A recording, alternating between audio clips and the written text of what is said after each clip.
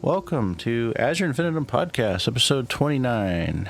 This is your host, Reika Fujishima, also known as Hikaru Kazushime around the internet. Joining me today from the Azure Council is Defensor and Rakvasha. Thanks for coming, you guys. Pleasure to be here, as always. Yes, what Rex said. Pleasure. Stuff. So today we've decided to go ahead and go over the usual community news, and then we're going to kind of treat this as a spoiler cast for the most of the latter portion of the podcast. So it's going to cover basically everything Dawn Trail that's out so far. Our impressions going from early access all the way to current with the Arcadian stuff. And just kind of be an hour that we're going to kind of discuss. So those joining us or even listening to this in the future on YouTube is completely welcome to add in your own comments, chat with us while we're live here. Tell us what you think about the expansion. We'd love to see some of those comments as well and maybe discuss some of them. And yeah, so let's begin. So, first and foremost, we are over halfway through July already. Holy crap, where did it go? Oh, hey there, Major. And so going through early access has been really interesting. We're going to talk about story stuff here in a little bit. But looking at this upcoming week, we've got the return of Monstrous Mondays. Monstrous Mondays coming back, starting with Valagarmanda EX or Warcore Lardor Extreme. Say that 5 times fast. Valley Girl Extreme. Yep. Valley Girl Manda. And keep in mind that Mon, as we like to call it, or Monstrous Mondays, is going to be our weekly extreme trial learning groups. So this is a long-running event that started back in 2018, actually, where we started hosting these EX trial learning.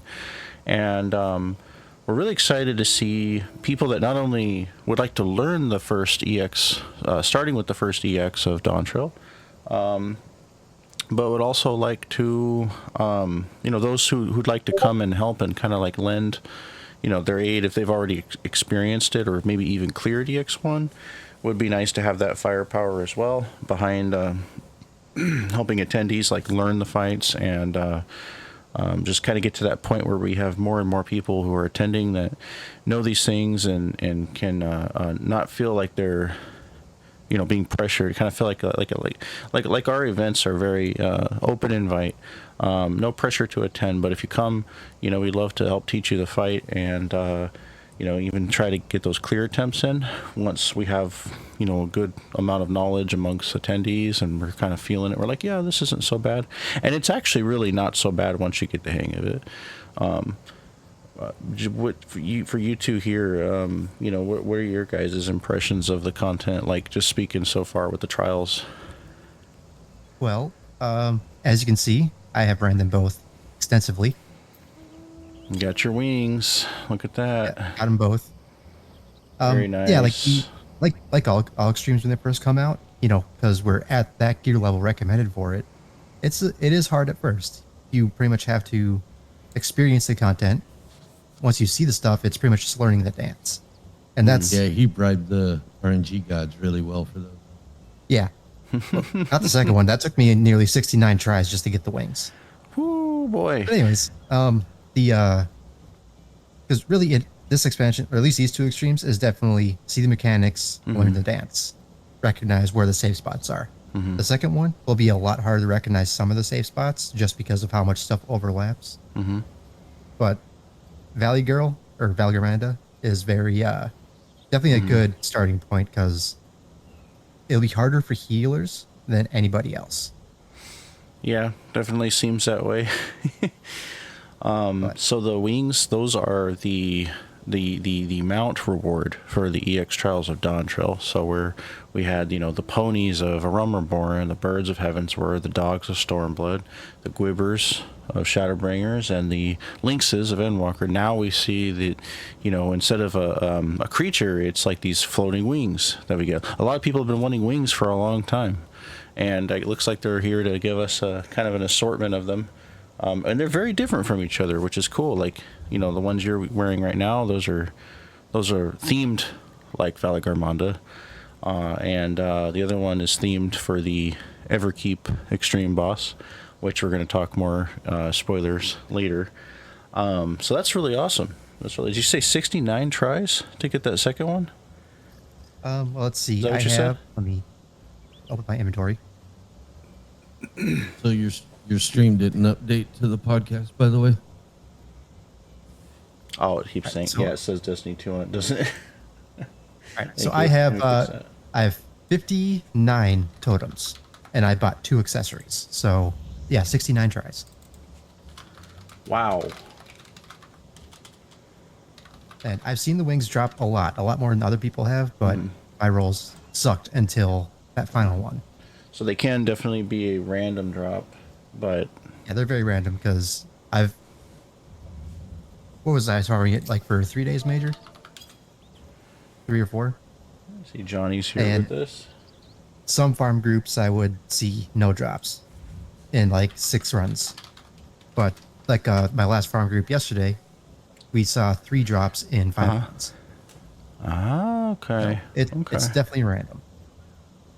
Yep. Well, I got my clear the other day. Picked up the monk weapons and the paladin sword and shield. That was a blast. And see, there's Major and Johnny. Who else is out here around? Let's zoom out here. Oh yeah, there's the Arcadian minion from the 4th raid. It drops in the 4th, I think, or the 1st. I don't remember. I think it drops in the 1st. The 4th. Okay. Yeah, it's a nice sunny day here at the FC Hall. So yeah, Monstrous Mondays coming back. That's coming back every Monday. That's going to be a 5:45 Pacific grouping with an 8:45 p.m. Eastern grouping. That's also 7:45 p.m. Central grouping. And until we see what the turnout and the interest is going to be, we'll determine kind of if we start thinking about a late night. We ask the community to remember too that late night events also depend on the availability of people that are Scout Plus in our hosting and logistics team. It doesn't really take a lot to become an Azure host, but we do want people who are connected to our support channels and kind of familiar with that, who do want to step up and try to get to that point with us to spend a few weeks just filling out our event protocol. I say a few weeks, but that's really just 3 events for the most part at a minimum. But we have been building that team for a while, and we're pretty solid right now with looking at where we're going so far with events and what's coming back. So Monstrous Mondays, one of the first ones. We've already got Azure Arcadian Tuesdays. Last Tuesday saw a record of almost 40 people. Almost 40 people showed up week 1, day 1 clears for Azure Arcadian Tuesdays. That was something. The yard was packed. It was quite a sight. Very, very, very nice to see. And that was a lot of clears, including groups of members that were going with each other outside of the event as well. Super active day. It was on the 16th when Arcadian raids, the 8-man Dawn Trail, almost an End Trail. Oh, that doesn't sound good. The 8-man Dawn Trail raids came out. we're going to be running the weekly Arcadian late night and prime time all the way to the launch of patch 7.1, which is sometime this fall. So if you haven't got a chance to get through Dawn Trail yet and you're still working through it and you'd like to come with the FC to raids, don't worry, we're going to be doing it a long time. But the sooner you can get in, the better, because, well, the more gear you'll get in the end. And it takes 7 weeks to get the weapon drop. The weapons come from a little token you get from beating the 4th one. Per tradition, this is how it usually is, each expansion. But for those who don't know, it does take 7 weeks to get a weapon drop. And each week you get to roll on 4 pieces of loot. And those are loot that you turn in for other gear.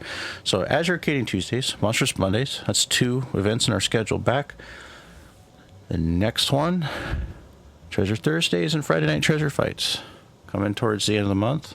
Maps do come out on the 30th, and I did want to make a correction to something that we've shared in the past. I don't think we've made an official announcement in the announcements channel on this, but I noticed something that was off in just some stuff we've been saying. We didn't realize that, or at least I didn't, and some of the info we've repeated and shared may have been off by a couple days. Maps comes out on a Tuesday, not a Thursday. So the first map day is actually going to be the 1st of August. A couple times in passing, I've told people, oh yeah, the day it comes out is a Thursday. It's a Tuesday, not a Thursday. So maps will be out for 2 days prior to Thursday and Friday. However, the Thursday and Friday, so Treasure Thursdays and Friday Night Treasure Fights for the Time Worn maps that are coming out, well, actually the portals that are coming out, because I think the map's already out, those are going to be what we call free weeks. Free weeks for us are also what we call fundraising or non-fundraising weeks. So per Azure tradition, what we've done is certain weeks of the month, and I know that, you know, you guys here and a lot of people watching, know our events really well. But for those that don't know, we do guild tracking. We track a portion of the regular dropped guild, just the regular dropped guild, for a 50% fundraising at the end of the event. So we'll say, hey, we made 200K of regular dropped gill, and people have hundreds of thousands in mats and glamours and mounts and bless you, Major, and other things. And but invoice is 100K for everybody to put in the chest. We've made money for the FC ourselves, as well as gotten lots of mats, tomes, all kinds of stuff, and it's a super win-win for everybody, and it helps the FC. We do that to help the FC. Those funds go towards Azure Day weekends. Those are really, really, really big celebrations where we shower the community and tons of prizes and mini games and all kinds of stuff. It also goes towards gear needs when a member shows up to an event and they're a few eye levels under, and we buy a quick piece of gear to help them get in an event. Maybe some other important needs, like maybe some buying a mats for a ship part, or just something that's our fundraising goes towards a lot of things like that. And the amount that in the dropped gill as a group is really nice for the chest, but it's not a huge hit to the individual attendee. But we also have the free nights, which are the non-fundraising nights. So for the first 2 weeks of Treasure Thursdays and Friday Night Treasure Fights, I'd like to announce the first 2 weeks are going to be non-fundraising nights. So that gives everybody a chance to do these for the first time, not have to focus on, FC fundraising like we normally do, until we're kind of used to these and have done them for a bit. And no doubt we're going to be getting items that are going to be really, really popular and new and rare because the portals are going to be brand new. So I can only imagine what glamour mats, craftable things, minions, mount pieces that you use to make a mount with or unlock a mount with. There's gonna be all kinds of stuff showing up in these maps, and it's gonna be a good time. And there's gonna be a lot of people. We usually see, at least what we consider double to triple attendance for these things, especially when they're new. You guys excited for maps? Always. Most definitely. I mean, as the event coordinator for Treasure Thursdays, I am super stoked to see it come back, see the community come out, see what the portal is for this expansion. That's going to be exciting to see, and to see what kind of delicious rewards we can find. So far, we've gotten one screenshot of it, and we know it's a cenote that is like kind of like where you can kind of see the sky with a little bit of light shining down on it. To me, it kind of looks like the first part of Sky Deep cenote, where it's just kind of like those like Membelja ruins, and it looks kind of neat. I guess like the fifth floor of it. I think it's the second. I think we have seen two screenshots of it at least, because I remember seeing the fifth floor is like a golden ruin, like the real Golden City. But it's gonna be cool, and of course it's not until later that they bring out the roulette version. So for those that don't know, there's a map portal that's got a 50% chance to lead to a treasure instance, where you get all kinds of little mini games. There's like a high-low card game. There's a thing where you got to kill the Mandragoras in a certain order, and some other little fun stuff. And each floor, leading up to 5, has a bunch of loot that it starts multiplying the further you go in. Each door to each floor, doors and floors, there's a 50% chance it'll kick you out or let you go forward with a small to 5 or 10% chance save, and then there's a separate one later on in the expansion where they release a roulette spin the wheel type of instance, and it determines like what you fight and all kinds of stuff. So yeah, we're definitely getting the doors one first, and that's going to be really fun. The roulette's going to be based on the final zone. Yeah, you just know it. Yep. Well, that's how it was in Endwalker. With the final zone as you see it. Yeah, it'd be interesting. So going into August, we're going to be seeing 4 of our big flagship events, as we call them, the most popular ones that really we see a lot of attendance for. Going into August, we're going to see those restored on the schedule, refreshed with new content, new instances, new goals, new duties for Azure attendees, with new raids, new trials being learned and taught and cleared, and new maps. It's going to be a lot to discover going in as an FC. Then we'd like to quickly roll back in the rest. So we're going to be doing what looks like some research soon as a team, to kind of see where we're at with what we can unsync in Endwalker, so that we can farm lynxes. I'm sure there's a lot of people out there who here has all the lynxes. Is there anybody in chat or watching, or you guys here with me that has them all? I don't have a single one. I'm going to remember I that. also do not have a single one. I've cleared the fights, just never got a kitty. Which one are they? The lynxes of the Endwalker EX trial mounts.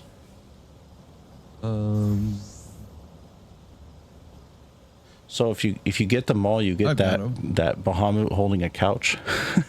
The FFXIV Bahamut. You got one? 2 of them. Oh, you got 2. Okay. All right. Major wins. We're getting the most lynxes among the podcast team here. Anybody watching has collected them all? They're elusive. They are a percent drop from EX trials. I think it's just like I said earlier. The birds, came from Heavensward. The ponies from AR. So the event that I'm leading up to talking about is a mega mountathon. So that's our bi-weekly mount farm. We do it bi-weekly because doing it weekly, it would add to the amount of stuff we do weekly. We have other bi-weekly stuff we like to kind of fade in, so a mount farm doesn't get old and die out real fast. So every other week we'll be bringing that back on. Endwalker trials is what we're really hoping, but we got to do a little bit of research because there's going to be mechanics, and it's not going to be 100% walk in the park, but it will be meant to farm to whatever degree we can, and we want to find what the easiest ones are too, so that we can start getting lynxes for people. I kind of feel, I don't know if this is accurate, but I kind of feel like with Endwalker, there's just seems to be a lot more players that didn't get all the lynxes this time, at least maybe within our community. I just hardly ever see anybody with those things, unless you've got like a static or you were really hard into trying to collect them the whole way.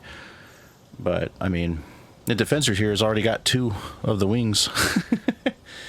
You're already two mounts into whatever the ultimate one will be at the end for Dawn Trail. And in November, I will farm the crap out of the 3rd fight. Yep. So let's see here. Okay, so we're talking about rolling back in Mega Mountathon, Wondrous Wednesdays, Super Azure Slayer Sunday, our PvP FC Frontline event, Fate Farmers, where we get together, farm fates, but not just any fates to increase our fate ranks in the new zones. Lots of new zones to do that in, and that's also a very popular thing. Bicolor gemstones are very, very hot right now, especially among crafters and folks trying to get the like certain minions and things like that. So that's going to be a big one. Also great for anyone who wants to level any job past 90 to get it to 100. Running those fates, especially in a big group like that, it's amazing experience. Oh, yeah. Yeah, and it's like, sometimes fate farming can be kind of like monotonous for some people, but like doing it with a group of FC mates and friends and being able to like chat in Discord and stuff like that while doing it, it makes it fly by and it makes it a lot more enjoyable too. So rolling all those back in August, it's going to be one at a time. If you're in our support team, Scouts and up, we'll see signups come out about a week ahead of time before each one is planned to roll back in. That gives us time to meet with people, set any appointments for getting folks, caught up on event protocol or refreshed, or if we got new hosts that want to know how we do it and learn our 15-minute grouping methods and stuff like that. It gives us a chance to get the duty roster that we have kind of filled out and all set for those events. Am I forgetting? I feel like I'm forgetting an event. Am I forgetting one, or did I get them all? I think I got them all. Yeah. So that's 4 more rolling back in, and then we'll have the complete lineup with all 9, I think, technically, with the late night Arcadian. There's the 24-mans, but that's not going to be until Right. the 24-man actually comes out and replaces 8-man for a patch. Yep, that'll be 24-man Tuesdays, echoes on a deal this fall. But yeah, 8-man and 24-man Tuesday share the same slot. So look forward to seeing the rest of Azure's event schedule roll back in August and be complete, pretty much early August is what we're shooting for. We've also got the Porksy King raffle coming up on July 26th, and we're going to be raffling off a Porksy mount in the Porksy raffle channel. That was kind of a surprise this morning. The information went out. All you got to do is go to that channel, Porksy King raffle channel in our Discord in the FF14 category, and just go ahead and plop a 3-digit number in there once the channel opens for entries on July 26th at noon Pacific, 3 p.m. Eastern. That's 2 p.m. Central. Just plop a 3-digit number in there, 1 entry per person. And by the end of the day, 8 hours later, the winner will be announced and tagged. And of course, what I'm going to do is I'm going to do like a live thing in the Discord channel and show the live RNG calculator, so everybody that's like on can get all the build up, and then they get to see the number, and the number closest to whatever the RNG picks from 1 to 1,000 will win the Porksy. Yeah. There's a lot going on with that Porksy mount right now. How do you guys feel about the collaboration? You go ahead, Ryan. I'm torn. Simply because Gongcha may be a quote-unquote nationwide brand, but at the same time they have very, very few locations. They're in select areas. It's difficult for people to get the codes. We found out the codes are limited even in the locations they do have, and some have been restocked, mind you, but if you went there on say day 1 or day 2 and they were all sold out, well, you either got a voucher for one or you just didn't get it. Yeah. And then afterwards, it's quite expensive for a mount. Yeah. Yeah. It's a full price store mount at that point. I mean, you get the bubble tea too, I guess. But like, if you Yeah. wouldn't normally go get the bubble tea, it's a little rough. Yeah. Yeah. I feel like if they had done something with a little bit more accessibility, I think it would have been a little bit better received. Yeah. Not to Yeah, mention like- the scalping online. Oof. Yeah, do McDonald's collab. Give us a Grimace mount. Grimace mount. Yep, give me the Grimace Oh mount my. or Grimace suit. Oh, you want like a Let- McDonald's I would wear character in game? Let me I would wear ride the shit out on. of a Grimace suit. Let me ride on Mayor McCheese. I want to ride on a Mayor McCheese flying through the sky. That's Oh my Have gosh. a Hamburglar Ninja. Be great. Yeah. I think we just dated ourselves with some of those. yeah.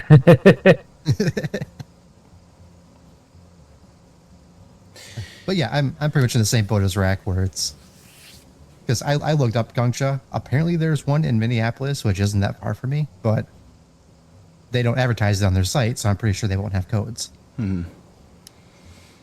Like maybe if they did more collabs with more actually nationwide, global companies and stuff like that. Yeah, if you go to Yeah. their website, the closest one to the West Coast is in Texas. So the ones in California that some of the people in California were able to get were ones that aren't even listed on the website. Is located. Yeah, it's so messy. Like, I understand where Square is coming from. I mean, Square Enix US put this together, and they are surrounded by Gongcha down in LA in that region. There's a whole bunch down there, and they even did like a live event too, where they had like a Moogle mascot down at one of the stores and stuff. And it's like, well, you know, that's great for them, but they announced it nationwide. I mean, there's people in the UK that are like really screwed. Like I saw somebody talking like, oh, I'm in Scotland and I've got to cross the entire English Isles just to like try to get get to a Gongcha. I really dislike when they do collabs with Yeah. companies that don't offer it Yeah. in a worldwide basis. Right. You know, if you're going to do a collab that is geographical, at least collab, Yeah. you know, It's frustrating. in the UK and other Yeah. places with a different company that can offer the same, Right. you know, thing that everybody can get. So we've seen a lot of different collabs kind of like this throughout the history of 14. One thing that comes to mind is when they've done like let's see, like when they did a 7-Eleven collab in Japan, but they told us, they said, oh, well, don't worry, you know, those same items will be available in a way that the, you know, the West can access them. And after a while they did. It was like an Amazon promotion. You had to order enough from Amazon to get the black chocobo originally, the black fat chocobo, the maid costume and assortment of items, same thing. And then the what was it, the fire wheels? Those were like a China only thing for a bit for 14. Then they made those just a Mog Station item, and it's just kind of like, it'd be nice if they were like, well, you know, you can get the King Porksy So that's the other- early that's if you the get it other from thing Gongcha, that- but they'll put it on Mog Station eventually. That'd be cool, but they Yeah, they're not even exactly. doing that. If they did it that way, I would be okay with that. Yeah. You know, it costs you $30 to get the code. It'll cost you $30 to get it off Mog Station. Depending Ooh, on the good tea deal. that you buy. Yeah, that's the thing too, is the I think one of the cheapest teas is like $6 or $7 plus tax, depending on what state you're at too. And then driving there and then waiting like 2 hours in line. And it's not really the best experience. And then you're getting bubble tea, so it's like, what if you don't even like bubble tea? Like boba bubble tea is always hit and miss with like different people. Like I know people that love it, and I know people that hate it. And I you hate know it. and so I like it, but I only like certain ones. But yeah, it's kind of weird that they did it like this, because the store that they picked, you know, the business they picked is so scattered, and it's like, yeah, it's out there, but there's not that many, you know, so it's just kind of it's a little funky. Scalpers are taking to eBay with like $150 a code. It's just insane. And it's like if you're like I said, if you're paying 30 plus tax, or depending on which tea you bought, plus gas and everything else to get there, and energy, time, etc. I mean, you're like almost looking at the cost of a lunar whale for tea you may or may not like, the time and effort, energy, and all that. I mean, it's a pain in the butt. And then of course there are people who are driving like hours. I've seen it. Like, it's all over Twitter, Reddit, and then I forgot which one of you mentioned it, but there's limited codes at some of these. They're not consistent. Some of them have like stacks, and some of them, like the one around the corner from me. Well, it's not around the corner. It's like across town, but I do have one here in town, and they got 27 codes. That's it. They're like, yeah, we got 27 of these sheets, and they're gone. They were gone within like a couple hours, and whoever wasn't there, like right there in the morning when it opened, everybody else was just having to be turned away. Could you imagine, let's say your first day at Gongcha, you're like, I always wanted to make some bubble tea and sell it, and you're like the new employee, and all of a sudden there's like horde of 14 gamers coming in. Like, I've been very amused just thinking about that. Like, like some bright-eyed new bubble tea employees all, I can't wait to sell bubble tea today, and it's just like they're just getting like overloaded. I would never expect a bubble tea place to get that overloaded, but yeah. Oh yeah, Major's got his King Porksy right there. But yeah, enough about that. Somebody else getting it for me. Yeah, and that's what a lot of people there have had ain't to none do. in my state. We've seen folks within our community who have been able to get codes for others, as well as like has personally witnessed and talked about it in our Discord, like people coming into Gongcha and ordering like 20 something codes, at a time. And so that's also a problem, because then it uses up the codes, right? Because some of them are limited. So say a place like the place near me that had 27 of these codes, and somebody came in and ordered like 20 of them. That is just, that just outdoes, it ruins it for like a ton of other people. So they should have done it at a more common business, and they should have done it where they had a good amount of codes per each place and not just random. And I'm surprised that, like, LA is like a good 6.5 to 8 hours, depending on traffic and how fast you drive, from me. But our place here at Sacramento, here at State Capitol, had 27 codes. That's it. The whole entire Northern California got 27 codes. That's insane. I mean, my state alone is literally 10% larger in landmass than Japan, and has like a population, like a pretty big population, and they give us 27 codes. And we have a humongous population of gamers and pop culture enthusiasts and people who are very fond of JRPGs, especially Final Fantasy, and we got 27 codes. 27. I can't believe it. Just think of how many people that don't 27. play the game that bought them just for the codes. Oh, yeah. The A very good point. Actually, that's something I was thinking about too. Is it's like, I know that I think you mentioned that too before, Major. Like, there are people going in that don't even care about the game. They're just there to buy it and resell it, and it's crazy. It's crazy. Even the lower ones on eBay, like 80, 60, etc. That's so much. That's like 3 times the cost of if you went there. But yeah, it's pretty rough. So that's something that's going on. Man, I never thought at the beginning of this year that we'd be talking about mountain zoos and Gongchas, bubble tea, porksies, and the crazy things you never expect, right? So enough about that. That is something, but we are going to raffle off a porksy. If anybody out there would like to donate a code, if they happen to have an extra that they went and got, or would like to throw in a code and just be like, hey, throw this in your porksy raffle. We've got a week until the raffle starts. But we've got at least one, because they're not super easy to come by. I am really we would love to do as many as we did with mountain zoos, because we did a really awesome mountain zoo raffle. We had a whole bunch, but that was a lot easier. See, that was a good example of a collab. I mean, there were issues with the Mountain Dew stuff too, but not nearly as bad as this Porksy thing. But yeah. So events are fully rolling back in August. One last thing before we move on to Dawn Trail discussion, which is going to be the rest of the remainder of this episode. But I want to let everybody know that the end of August, which, let me pull it up just to make sure I'm accurate here, the 26th of August through the 28th is going to be Azure Summer Festival 2024.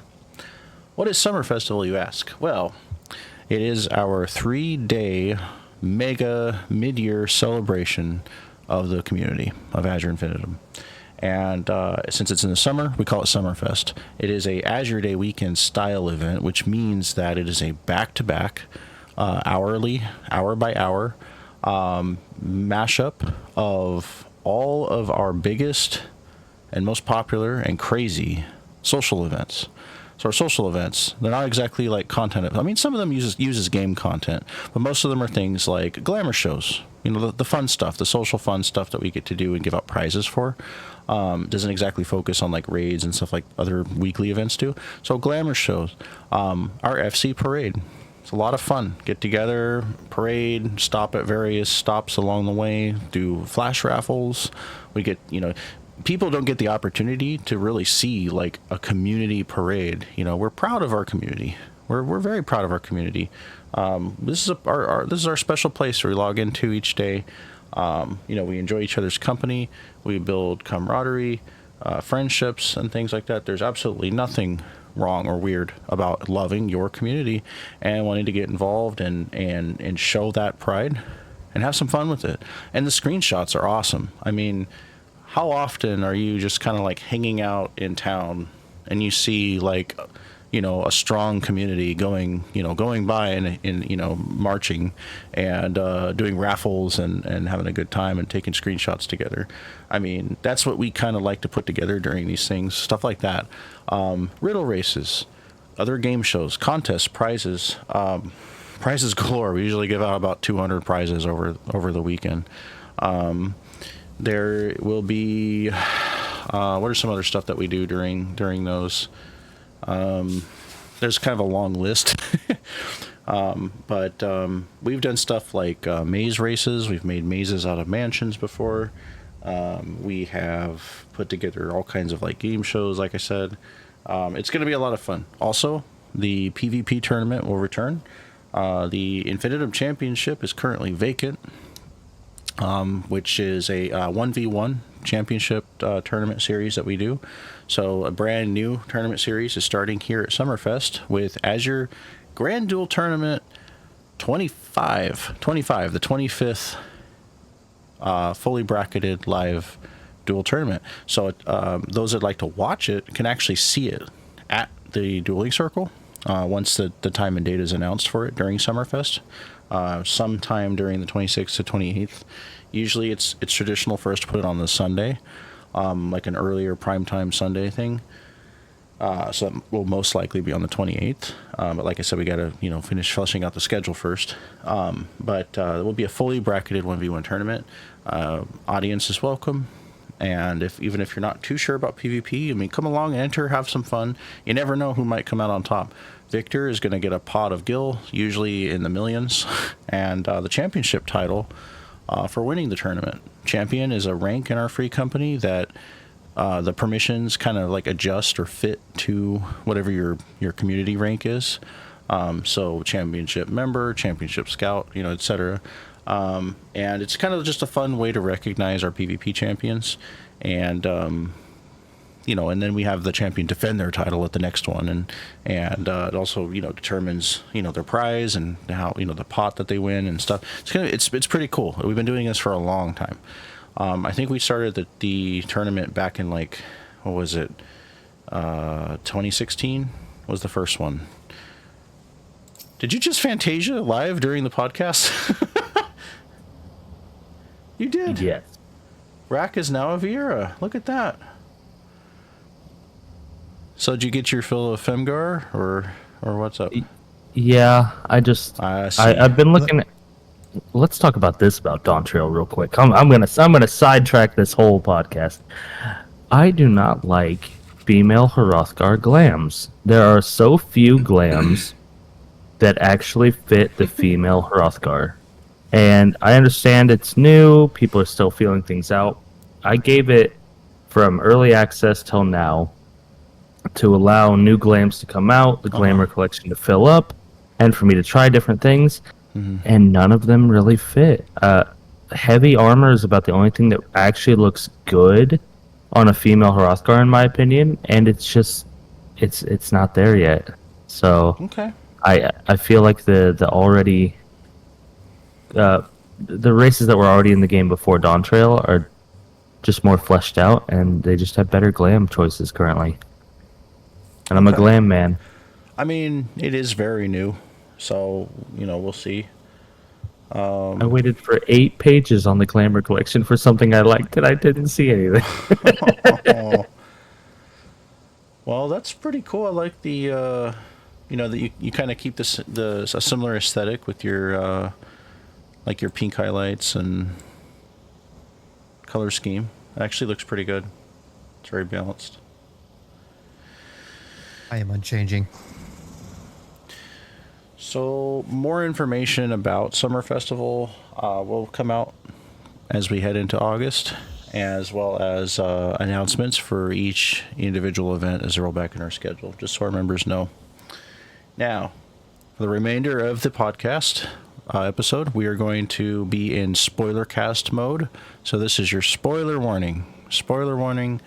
From here on, spoilers are fair game. So if you haven't finished MSQ or Arcadian Raids, you might want to consider checking back in here at another time after you've done so, or bracing yourself, because we are going to talk about things with spoilers in them. You've been warned.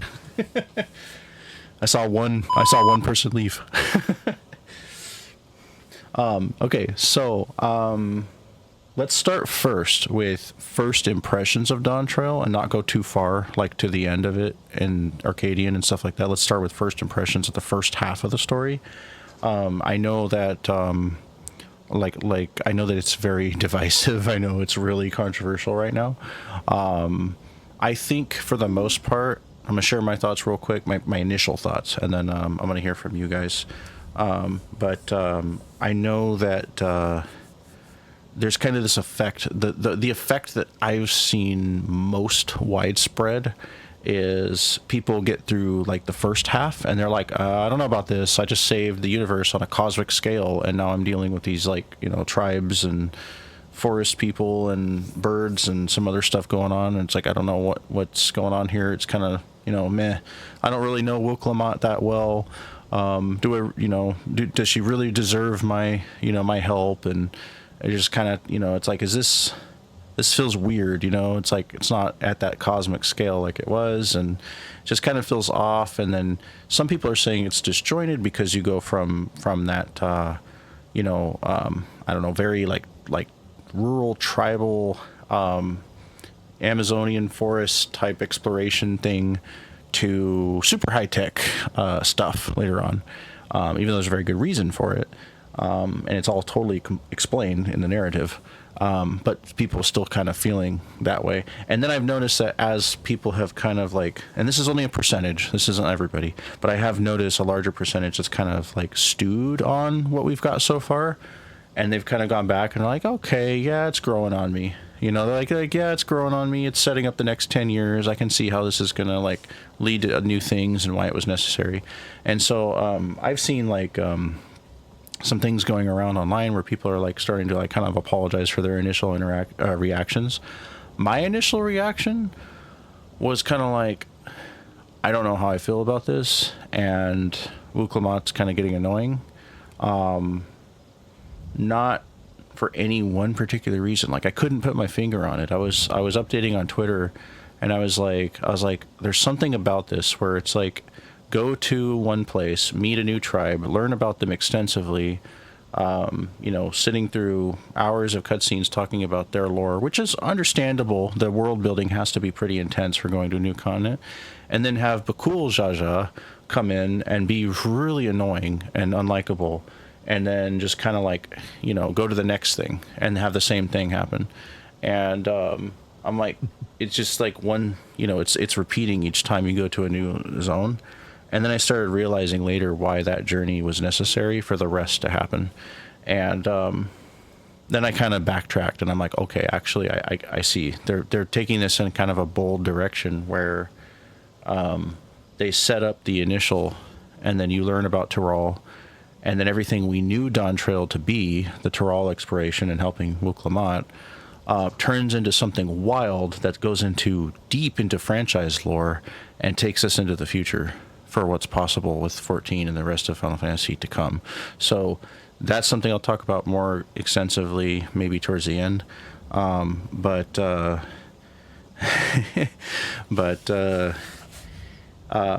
I know one thing that I think some people are missing, and I want to point this out, and then I'm going to hear from you guys, is that people are like, well, why would we want to help Wuk-Lamat when we just met her? The thing that stood out to me the most was actually not even in Dawntrail. It was in 655. It was in that last little bit of meeting Wuk-Lamat for the first time, where I don't know if it was Ishtola, I kind of can't remember. Somebody mentioned that if we didn't go to Tyrol, that Galul Jaja, Wuk-Lamat's adopted father, that he was like planning on invading Eorzea because the Garlean threat was gone. And it was that the word of that was spreading through Tyrol. Now, I don't know. I mean, I sat through about, I want to say somewhere between like 60 and 70 hours of reading throughout Dawntrail over 4 days. So that was like not much sleep in those 4 days.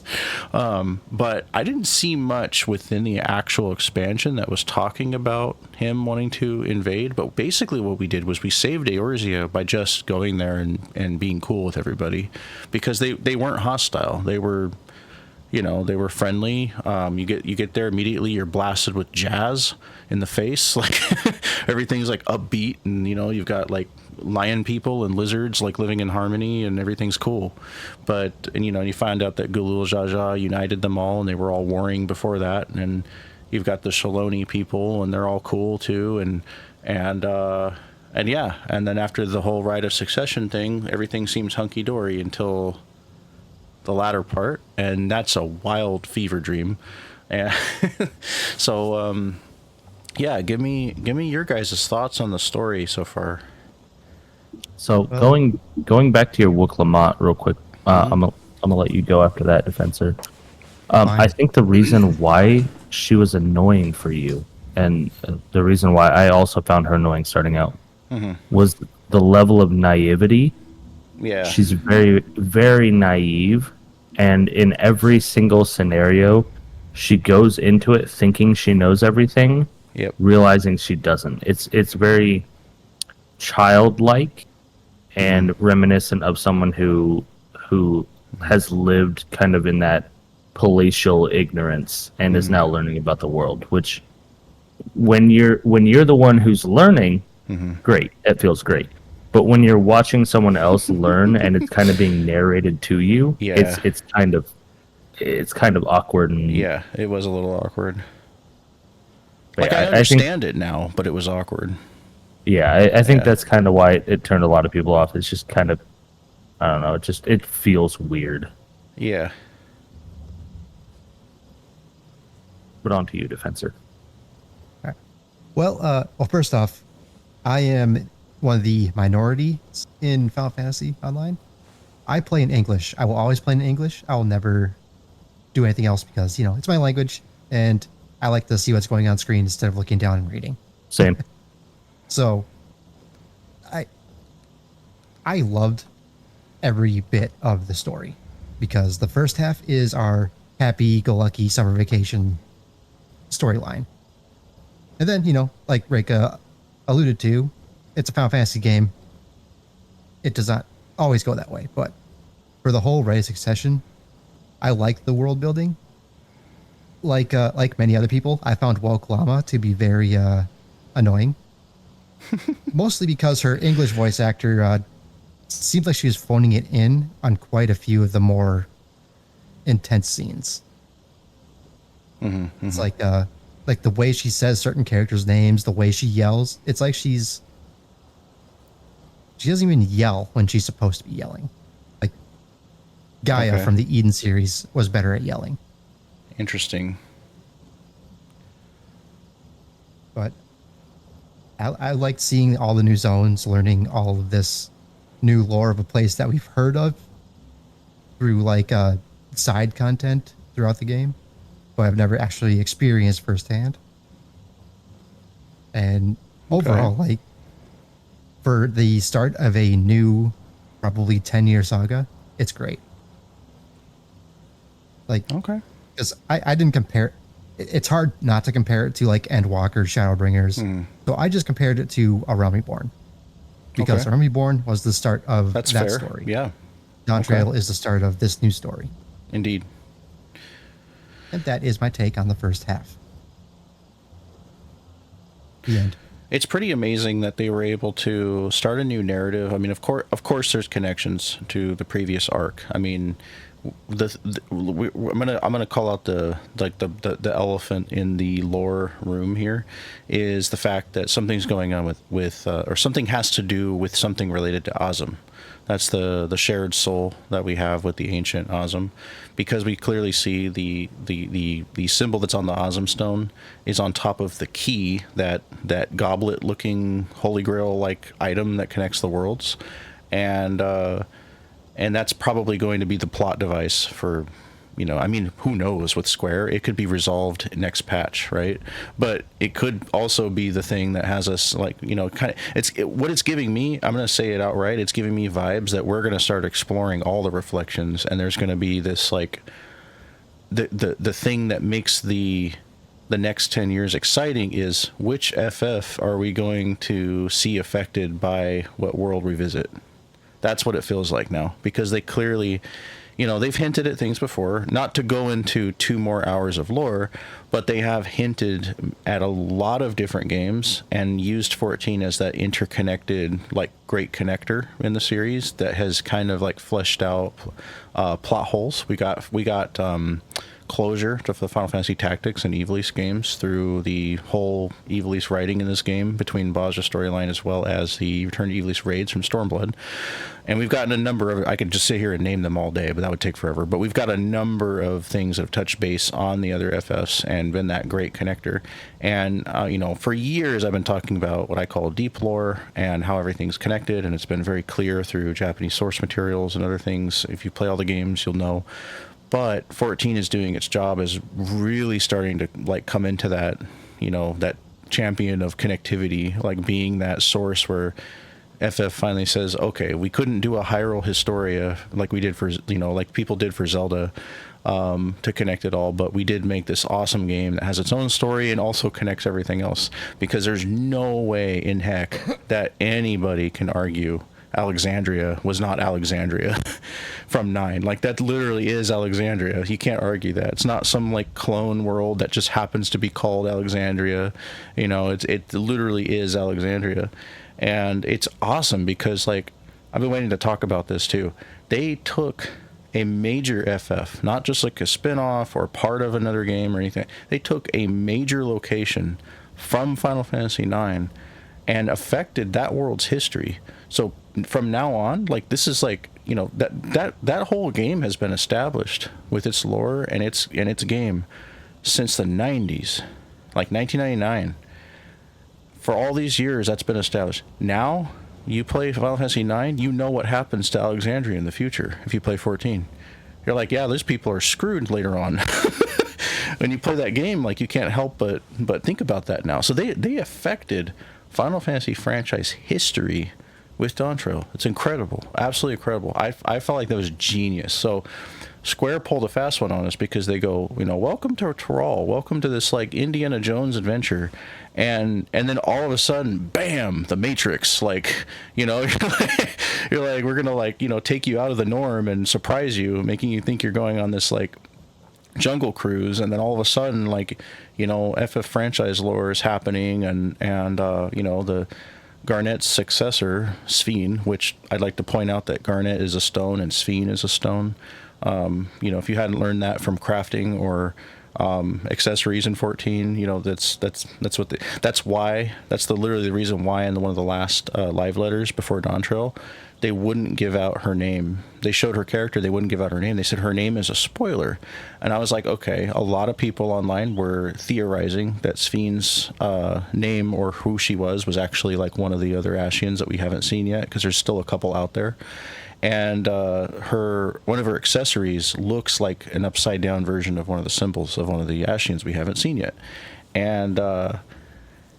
And no, like, that's why her name's a spoiler, because if we all knew that something 9 related was coming, we saw the Zidane minion and Garnet minion included with the game's versions of release, and we knew there was some 9 related content, but we had no idea that Alexandria and all this other crazy stuff was going on, and that Solution 9, which we've seen for almost a year now being previewed to us, was literally new Alexandria, like literally, like, it's incredible. And if you notice in the screenshots they've showed of Solution 9 prior to Dawntrail launch, that main like middle building, like the Everkeep building going into like the residential district, has the Alexandrian crest from Final Fantasy 9 like mounted on the building, and it's not there in all the screenshots prior to release, because they didn't want to give it away, which is amazing, because everybody that knows 9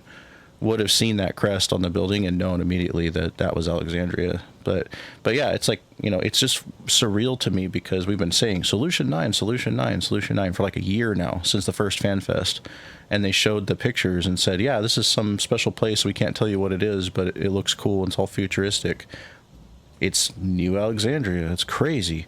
So that's the part of Dawntrail to me that is just like, wow, it's become one of my favorite expansions. Like, I wasn't feeling it at first. I was like, I don't know if they've gone soft. I don't know if this is supposed to just be a really slow start to the new narrative. And they pulled a fast one on us. And now I'm happy. And I'm going through it on alts and reappreciating it again. And I'm like, okay, this wasn't so bad. Like this really wasn't so bad. They established Terral very well. It almost feels like 2 mini expansions smushed together, but I don't feel like it's disjointed like some people do, because I went in with like no expectations of what would happen. I know how Square is, and they've never let me down. It's usually some kind of surprise, like you think it's going to be one way and it ends up another. And when the whole thing went down with like, Zoral Ja did the thing where he goes in, and then the whole, because with reflections it's always time sensitive, so like it's a time compressed area where time passes different. 30 years in that other world. Did you guys know what reflection that is? Because they didn't say at all in the narrative. Do you guys have any guesses which reflection? What reflection? I believe somebody was saying they believed it to be the lightning reflection, which was is that 4th? Yes, correct. Is the 4th.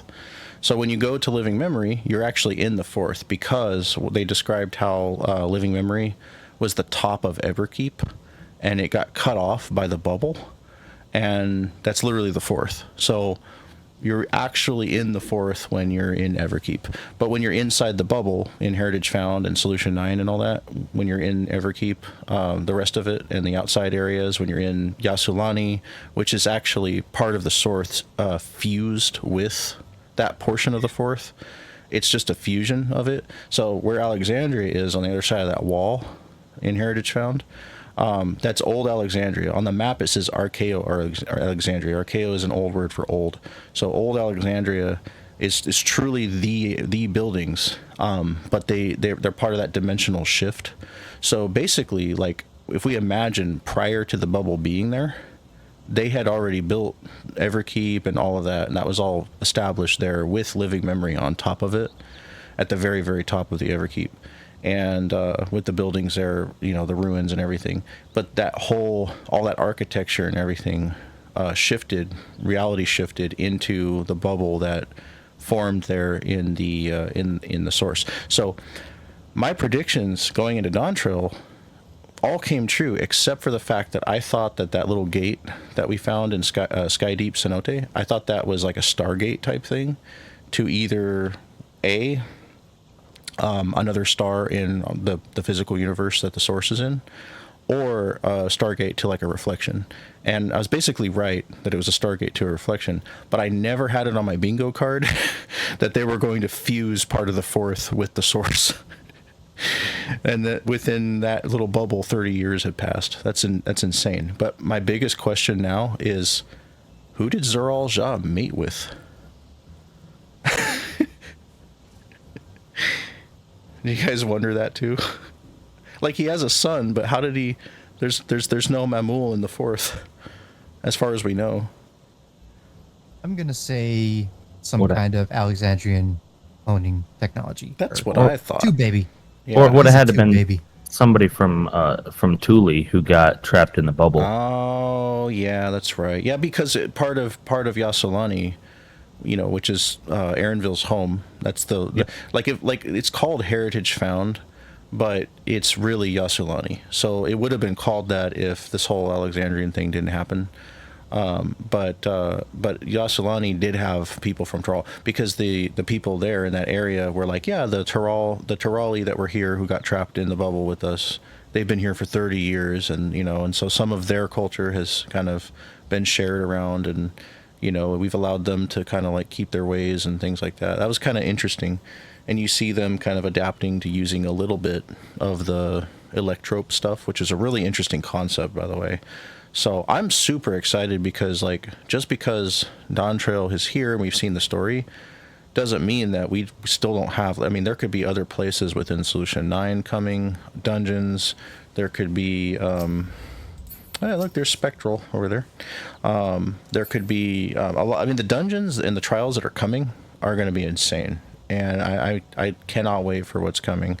Obviously, FF11 content is coming. I have a good feeling with the 24-man series that Vana'diel and its lore. I mean, there's no way that going into Echoes of Vana'diel that there's not going to be some kind of lore tie-in. So if we got 9 and 11, I mean, it's clear now that this arc is turning into like the grand finale of 14 interconnecting with the rest of the deep lore. Like I've been waiting for forever. It's super exciting. Like, that's a really optimistic thing to look forward to.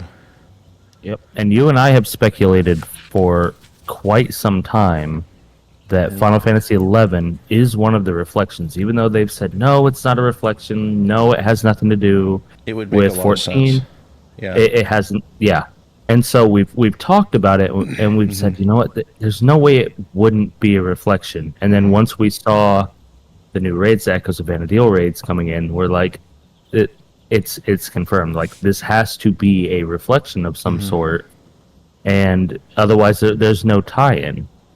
And so with now the new Chalice bringing the reflections out and allowing us to travel to the other reflections and save them, see what's happened to them, the ones that have been, catastrophically changed. Yep.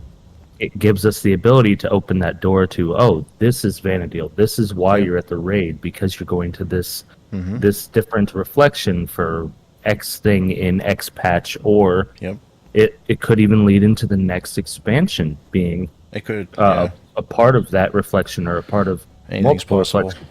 Yep. Which also brings Beastmaster in, because Beastmaster was good in idea. 11. Yeah. So Beastmaster being in 11, it also ties in that if 11's a reflection, allowing us to meet Beastmasters from that reflection. Yeah. There has been Beastmasters in 14 already, though. Yeah, The but Basha it's guys. exactly. Yeah. But that was also a tie into another Final Fantasy, so it makes me think that going into that, it's going to be a refresher, and this now included with the Baja stuff allows us to basically revisit that whole Beastmaster class and bring it into the game. So you bring up a very, very good point I want to touch on, and that's something that goes back to when Shadowbringers first came out, and the idea of the reflections got kind of more fleshed out, that there are indeed a handful of worlds that are still out there. There's many that were lost, but there is a handful that are still out there. And of course, the void is like in a weird, corrupted. The void is a whole different thing. We know that the void was a reflection, and then it got consumed, but it wasn't rejoined properly, and was consumed by darkness. And we also know, here's the confusing thing about the void, because people are going to start doing this thing where they're going to go, oh, well, this means that all the Final Fantasies are from all the different reflections, and that's false. That's 100% false to say that all of them are. Some of them are being confirmed to be. So 9 is from the 4th, obviously. 11, we're going to find out. It's got to be from one of the remaining, which I can't remember off the top of my head, which ones are remaining. I mean, we know that the 13th is kind of there. The 1st, obviously. The 4th is still there. That might even be on the 4th. I don't know. There's a few other ones. But the thing is that, we know that, 12 and a couple other things did happen on the source. But now that Dawn Trail has established something new, I'm a little more open to the idea of there being more FFs on the reflections. Reason being, the 4th had no Lalafels. So if Final Fantasy IX, there's no Lalafels, right? But how do you explain that? Well, in Dawn Trail, it explained how Lalafels got to the 4th. Remember the whole thing about the 3rd Astral Era, the Lalafels that were the current Lalafels' ancient ancestors are the Lalafels who crossed over using that relic. Remember the speaker from the story? He was called the Speaker. Yep. The Speaker prayed really hard to that relic, and a portal opened that allowed those people to be saved from the calamity of that era on the source and leave and go to the 4th, and they became the Milala people of the 4th. So when they crossed over to the 4th, it had to be sometime after 9 had taken place because there were no Lala. So that explains why there's no Lala in 9. And then that also explains how different species could cross. There's been other instances now that we know of now. Because think of the Void, right? There's been people opening Void portals all over the franchise as well as in 14. And there are things that have been sucked into the Void as well as people who've used it and come back. And void travel is also, in many cases, time travel, because anytime you're going to a reflection and back, there's that case of potential time travel and time compression. And so this is really, really interesting, and they could probably do a whole podcast on this. I'm trying to save time by talking fast. But the really interesting thing here is the fact that, now we know that, yeah, like you said, if 11 is truly in another reflection, that makes sense on how there can be some genetic ancestors of the 11 races in other worlds, because if you go to Eureka and you collect the minions from Eureka, the item descriptions on the minions talk about those races. It says Taru, not Elizon, Elvon, Taru, Hume, etc. They're Yep.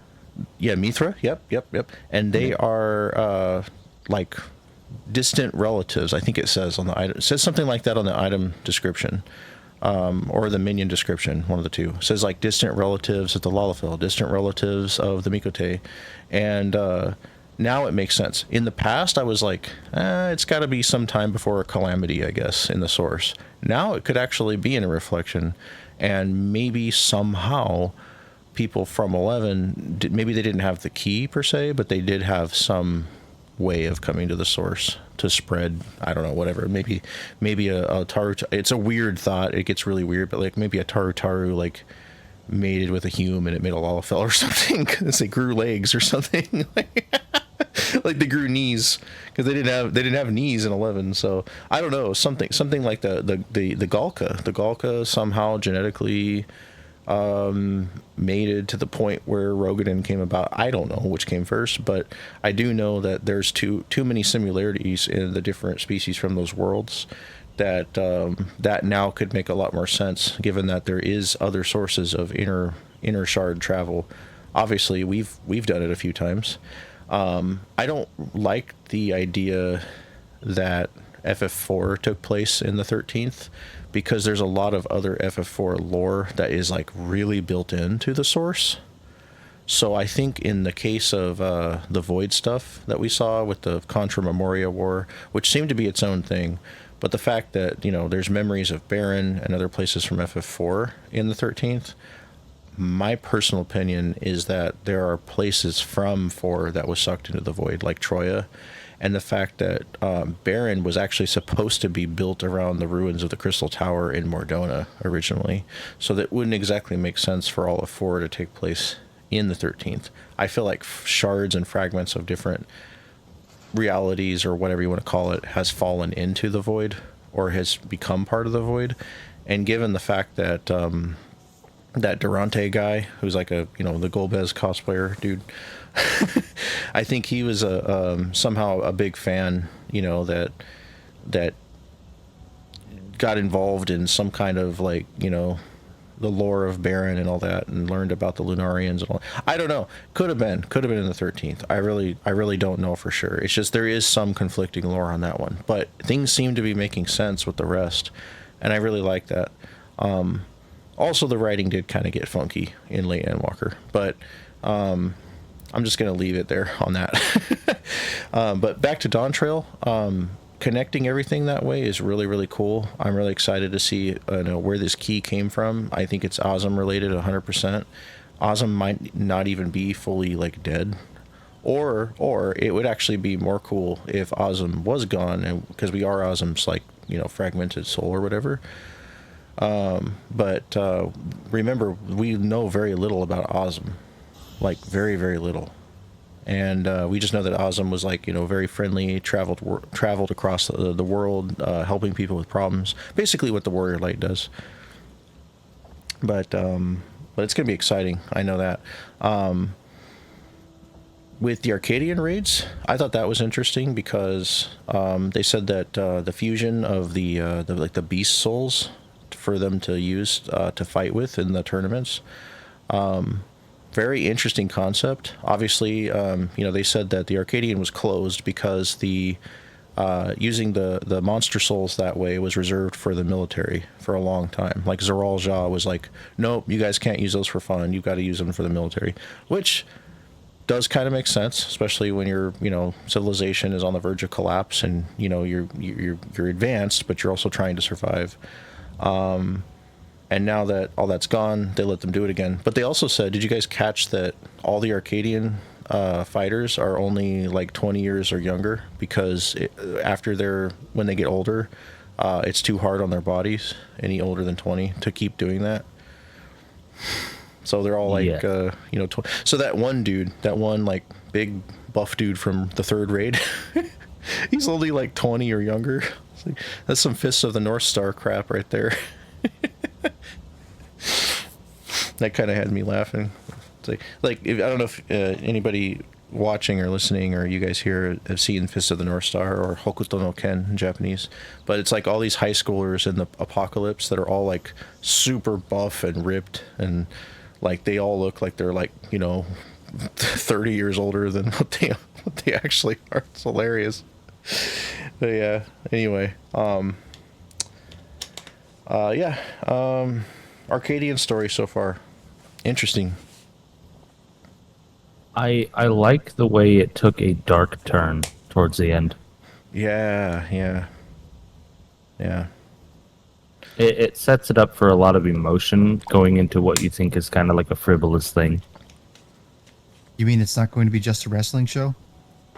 I want it to be a wrestling show. I want it to be like old school wrestling matches. I'm talking like, I want to, in the next set, I want somebody to come in halfway through the match with the chair, and the ref bot's like, what's going on here? Yeah. And like, I want it to. Yeah.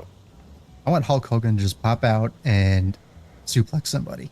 That'd be some awesome. Macho Man Randy Savage stuff to just blow my mind. Into a Slim Jim. I just need it. That's what I need. I need. Oh, it'd be great if somebody was like, "Oh yeah." Like, could you imagine you go into another one of the turns? I'll call them. Well, one of the matches, since they're M1 through M4, we'll call them matches. But that's kind of the colloquialism that we've decided on, I guess. Yeah. But going to match 7 or match 8, and you're fighting your opponent, and you're like, okay, this is the person I'm going to be fighting the entire time, and then all of a sudden, another fighter comes into the thing. It's like or it becomes like a tag team match style thing. Oh yeah, yeah. Different, and then you're fighting. So phase 2, you fight a whole different boss with whole different mechanics.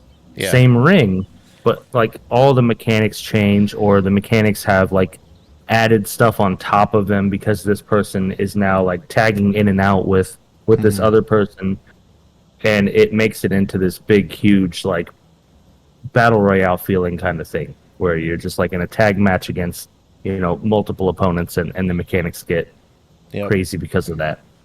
We need a I would real love rumble. to see it. Exactly. Oh, I would love to see it. That'd be awesome. Yeah. I know they had stated that all the fights are one-on-ones, but at the same time, like one guy already tried to break the rules in match 3, so I Tried. need this to happen. He didn't just try. You listen He to me. punched the ref out of the entire existence and then just or out of the ring. Yeah, but they did my boy dirty. Okay, Drink his like he was Gatorade. just trying to have fun. All right. Do you typically like the heel wrestlers or? Oh hell yeah! Oh yes, of course. Heel is my favorite part. I see Spectral here on stream giving a Fist of the North Star reference. Oh my wabble shinderu. Do you smell what the Rock is cooking? I don't know. We might. Third boss needed to drink the dew like Stone Cold Steve Austin cracks open a cold one. Yeah. Oh, that would have been funny, yeah, if he like climbed up on the ropes and like just poured like 2 cans in his face and threw them. That'd be I funny. needed to make Drop us onto the stack of dimes we call him Nick. I need them to make an Undertaker reference. I need us to knock a fighter out, and then all of a sudden they just sit up 90 degrees instantly, and then the fight moves into the next phase. Like Yeah. I'm loving the aesthetic so much. I just want these things to happen, even though they won't. You know what I mean? I think it'd be cool Yeah. if Justinian shows up as an opponent. Like, because we haven't seen him, right? He's just been kind of like chilling in That's Tyrol, true. like, so he finds the Arcadia and he enters into this tournament, doesn't realize that we're like fighting in it, and then we end up facing him.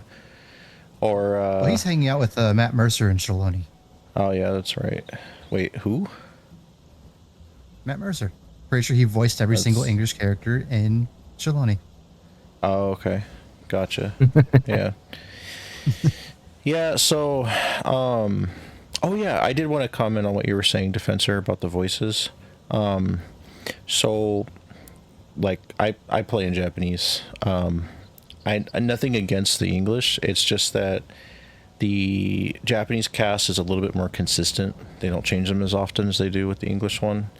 And it is a star-studded cast. It is like full of like really prolific seiyuu. Seiyuu is in Japanese voice actors and actresses. And I mean, it is like top quality, top tier, like some of the most famous like anime and game voice actors and actresses in Japan. And the character personalities that they're able to represent with their voices, I mean, to some ears that may have like never heard them before or don't like listen to Japanese very much, they might just feel like, oh, it just sounds like random like anime voices or something. But to me, like, I've stuck with these exact voices for so long. Like, most of them have been there since the beginning, and their personalities, it's like the English, not the English, sorry, the Japanese Alphinaud, Japanese Alize, Japanese Kryl. And then from what I heard, Wuklamat was definitely different. It's like they're so different. So if I see an English trailer or like just say I forget to switch my cutscene sometimes, it is like a jarring difference. Like, it's not just like a little bit of a difference, it's a jarring difference. When I heard English Kryl in the trailer, I was like, what did they do? like why does she sound like a tired like woman in her 50s who's like an old soccer mom that's like worn out and like ready to just like hit the hay, like, right after work? And it's like, I'm not saying that type of person is bad or wrong or anything. I'm just saying it doesn't fit Kryl. It doesn't seem to be a 22-year-old, smart, like, like, I don't Avid know, adventurer. avid adventurer, Lalafell girl from Charlian. And she just, I mean, because the Japanese one, it's like, yeah, she sounds more like her age instead of, sounding old. and she has the tone of like a smart character. Like I say smart, but you know what I mean. Like a I don't want to say nerdy, but like, you know, that like very well educated, top of the class type character is more of what she sounds like in Japanese than whatever it is in English. And that's nothing against the English voice actors. I'm just saying that to me, what I'm used to, it makes it feel like a completely different character. So when I say like English Cryo, Japanese Cryo, I'm pretty much talking about two totally different personalities. You know, like their demeanor, everything is totally different. I've heard English Alize and Japanese Alize are two totally different characters as well. Their personality, the way that they act with the other characters, totally different. Like to me, English Alice is exactly what she is, a sassy teenager. To me, she doesn't see that's Alpinod's the a Reddit interesting mod. thing is that they Reddit mod. Alize just doesn't come off that way to me at all in English. Like she just seems moody and unlikable, and I know a lot of people tend to say that, and I see why. You know, it's like she is kind of a sassy teenager, you know, and sister to Alphinaud in Japanese as well. But to me, you know, everybody just sounds so much older than what they are, you know, in English. And it's like really off-putting to me. So Wook Lamotte's been very divisive, voice-wise, for a lot of different reasons. We don't have to get into all of those reasons here, but there is a significant difference in the English and the Japanese. You can do your research and find out why, but regardless, when you have the French, German, and Japanese voice actresses who are portraying her personality the way she's written, it kind of was a little bit like, for me, it was easier to kind of connect with, even with some of her growth and you know, her journey and her annoyances, whatever, awkwardness, whatever you want to call it. It just felt right. It felt more accurate to the way her character's written. The previews I've seen and the little clips that I've endured of the English one, and I say endured because it was very hard for me to even like peek to see what it was like, is so far off and weird sounding that I don't even feel like it's a Dawn Trail character. Like I'm just like, that's something that they put in from something else that was some cheap thing they did for the West. And I'm just like, I'm so thankful I play in Japanese, because I would not be enjoying that at all. Have you done the third trial in English yet? No, not at all. Go do it, and you'll understand where I'm coming from with her voice actress doesn't put the emotion required into it. Okay. Well, So just do that once. Okay. I mean, yeah, I'm open That's to enduring it to see for research purposes what it's like. The 6.5 patch, there was a line or two that I saw on Twitter that of course I didn't see it in game, because I would never choose to subject myself to that. But on Twitter, I heard it and I was like, I literally, like, and this like I said, this is not, when I talk about their voices, I'm not talking about the individual person behind the voice. I'm just saying, like, the choice made to me is grossly misplaced and doesn't add up, just like with Cryo. And when I heard it, before even knowing everything behind, you know, the whole situation, my reaction, I literally just said the word "ew" like out loud. I was like, "Oh, like that's Wook Lamotte in English? Like, what the heck?" And I mean, even like Aaronville sounds like some Arabian guy or something, and he doesn't sound like that at all. He's like some smart, suave sounding Japanese dude in Japanese, and it's like way more easy to listen to. I'm like, Dawn Trail is like horribly different for different people. Like depending on what language you're using, it is like a whole different game. So But it also just like, I think it's also more of a being used to it, because like this Right. game's been out for what, 10 years now? Right. Yeah. If you're used So to I'm to 10 it, years into English. Yeah. See, and that's the thing I was going to say too, is like, if I was used to all the the longer term character, like the regular Scions, like Alphinaud, Alizé, all of them, I could get used to them if that's the version I was used to. But I feel very strongly like even if I was used to them, I could not get used to some of the newer characters in English. And I've never in a million years could I ever get used to Wuklamot. It's just awkward. It sounds like somebody that was like very, very new to voice acting, which looking at their roles, it doesn't seem like they've done very much, but very, very new to voice acting, who was kind of just a last minute hire that Square Enix America chose to do for whatever reason. And just I don't know, just it's just like I don't know, like there's other things I want to say here, but it's like I don't know if it would translate correctly from my thoughts into words, but it's just like she is because like you talked about her growth, right? Like she's awkward at the beginning. I think that's what's dividing a lot of people, because you've got the voice issues and then you've got the character's awkwardness in the beginning, and then trying to take that role of us being this like, super powerful, interdimensional, ancient soul, reincarnated warrior of light hero that's defeated, all kinds of crazy things. And we're like guiding somebody that is, very novice and definitely not ready to rule at all. I don't even feel after having that little trek through Tyrol, she's ready to rule. But, I mean, thankfully, she's one of two heads. Pun intended. Because Koana is the other one. Koana is more of the ruler. Like, he's the one that I think is a lot more wise. And he's cooler.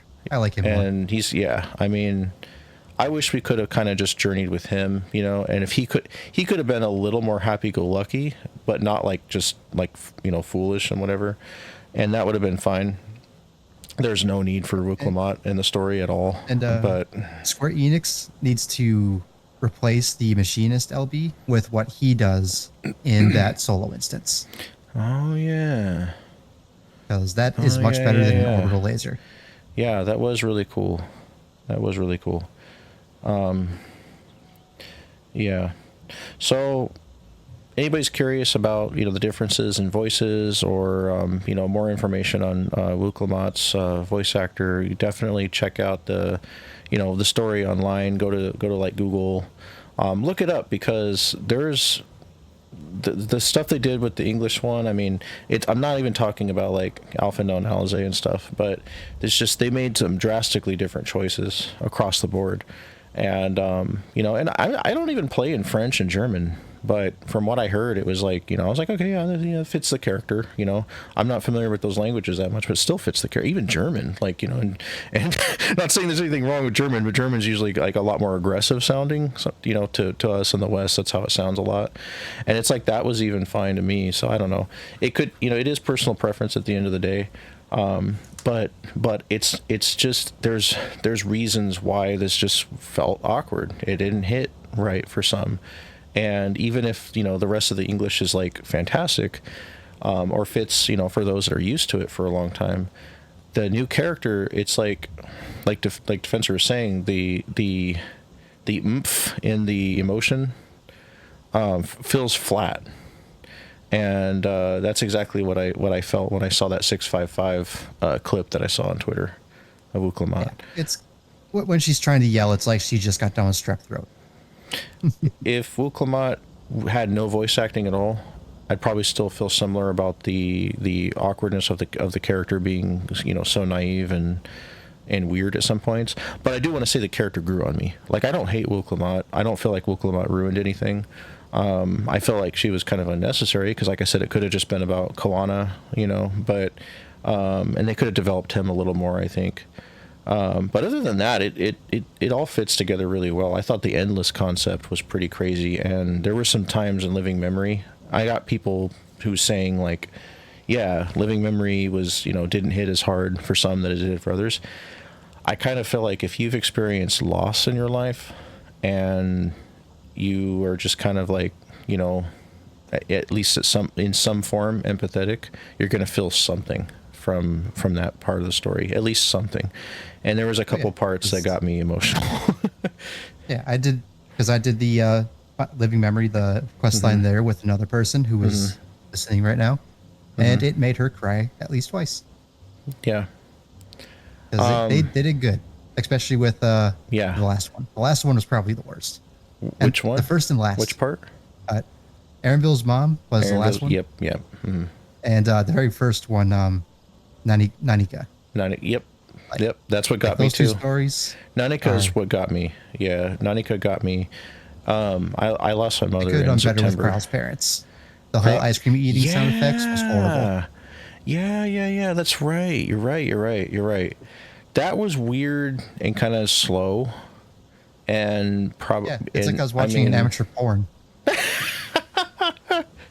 Oh my god! Just the sound effects are horrible. I could only imagine like what people do to edit that. You're right about that. I'm glad you mentioned Kral's parents. I mean, that was actually a cool part of the story. We got some Milala lore.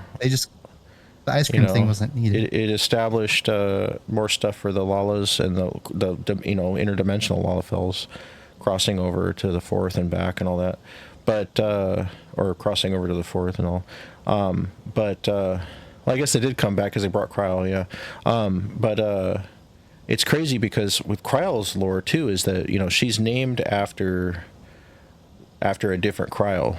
Like it's been said in the lore that she's named like Galuf named her Kryle after another Kryle, but Galuf Baldesion is literally Galuf Baldesion from 5, and it's like he went on this long adventure in his youth and then continued that adventure into the Eureka content and disappeared after 5. He didn't really die, in 5, and Kryle was his original granddaughter. In this game, he is dead. Oh, he's dead now. Yeah. No. If you complete the Baldosian Arsenal, you learn that. Yeah, you learn exactly how it actually happened. Yeah. So he is 100% dead. But there was a time that he wasn't. What I'm saying, when he took Kryle, and then for the first time we got to see him when he was young. That's the very first time we've ever seen young Galuf, and so it's interesting because the Isle of Vol is actually what Eureka is, and it disappeared when Exdeath threw it in the void in 5, but it reappeared in 14 after patch 2.1. Minfilia gets a call saying that the Isle of Vol has reappeared, and that's also where Galuf had built the arsenal and stuff for the students of Baldesian. And not to get too far into that lore, but the fact that we see him in Dawntrail as a young guy finding Kryle, it kind of makes me wonder which Kryle came first and who got named after who, because there's the original Kryle that was his blood granddaughter, and then there was the one he adopted. So I kind of think that maybe Kryle, the other Kryle, there is 2 Kryles, the other Kryle's out there, non-Lalafell Kryle, and that Lalafell Kryle is named after her, and something happened to her during the time that he was middle-aged or something, and then reunited with her, and then because she's not with him in 5, she comes around right after he dies, and then you find out that was his actual granddaughter. So I don't know, maybe he had kids. In order to have a granddaughter, he had to have kids, so they must be out there somewhere. Maybe there are other Charlians or something. Maybe they're going to take the ominous glowing tiara we saw at the end credits. Oh, yeah, that's right. Sphaine's tiara is still out there. Yeah, I wonder what... It's going to do something because they played some suspenseful music as it faded to black. Yeah, you're right. You know what? That reminds me. There's a part in the story where they talked about that tiara. They said that Sphene has a special regulator that's different than all the other ones. Do you remember that? They said Sphene and one other, I think Zoral Ja. Well, Zoral Ja, it looked like he had a regular one, but Sphene, they said Sphene was equipped with a special regulator. So I wonder if whoever took that is going to have some crazy power because they got Sphene's tiara now. Or if Sphene tries to come back in some form or something. I don't know. It's going to be interesting. It's going to be a wild ride. They can bring Otis back. I'm all for them bringing Otis back because they gave us one of the best characters in the game just to kill him off 2 quests later. I know. I loved Otis. Otis the robot and Otis the Endless. But so the Endless version Otis more. You like the robot one more? Yeah. Yeah, the human one was more Hildebrandy. Yeah, yeah, and I mean the thing about the endless is like what some people I think are getting confused on is the concept that they tried to synthetically recreate the process of life, death, and ethereal, rebirth and all that, and because souls go to the ether and then they're reborn, and the memories are cleansed and live in the ether, and then the soul is reborn. So they recreated that synthetically, and that, remember the Scions, they were like, my goodness, like they literally recreated the cycle of rebirth, like with technology. And so the people that you see that are endless are not, or even some of the people who are like brought back with the regulators, like they're it's almost like clones. They're not clones, being that they're genetically like grown as a clone, but they are basically like that person who they were died, but their memories got encoded onto a fresh blank soul, and then they got revived with that. So that's really weird, because if you the more you wrap your brain around it, you kind of start to realize that like every time they die, it's like their save data is getting copied over to a fresh soul. It doesn't mean that that's the same person. You know what I mean? It's like it's the same person's memory data, but it's not the actual person. Like the actual person has died, especially with the endless. The endless are a little different than the Solution 9 regulated people, but still the regulated people, I mean, that's like maybe the original person's body with the original person's memories on a new save slate. So that'd be like if I died and my memories were encoded onto a fresh soul, and this soul passed on, but a fresh soul entered my body, and my memories were encoded onto it. That's what the Solution 9 people are. The new Alexandrians are that. So there's really, like, probably almost no living Alexandrian that's original, except for maybe new ones that are born, unless they've died and used the regulator. That's crazy when you really think deeply on it. And then the souls are used as currency. That's so crazy. So what I'm thinking about going forward, since we got to wrap this up, is there's got to be something in the story where, because, as a Warrior of Light, we never just leave loose ends hanging. Like, we've got to do something for the Alexandrians so that because you notice that every time we get a dialogue option about it, we're telling them, you guys should really let those souls go free. Every time we get that kind of option, we're like, you guys got to stop hanging on to those souls. Like, let the souls go free. You're running out of them anyway. Just let them go free. And you notice how depressed the Alexandrians got after the queen died, and they realize that they're running out of their supply and everything. So something's got to give. Yeah, I really wouldn't mind if they let us turn the lights back on in living memory, because it's kind of depressing to go to that zone now. I have mixed feelings about that.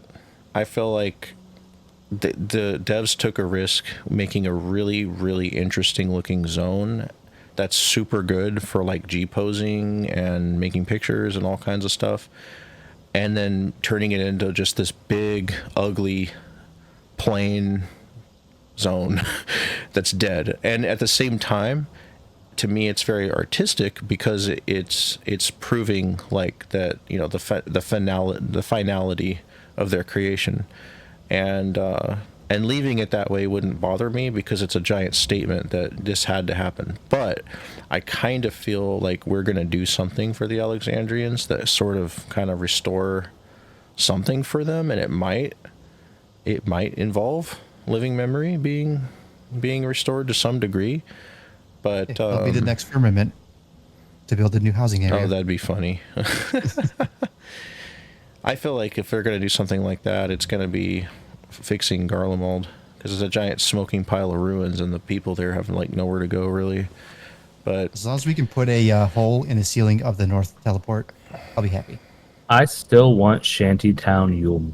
I want all the nice houses that we build, and then all around it is just shanties. Where at?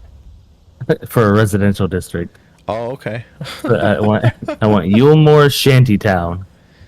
Oh, yeah. That's right. Yeah.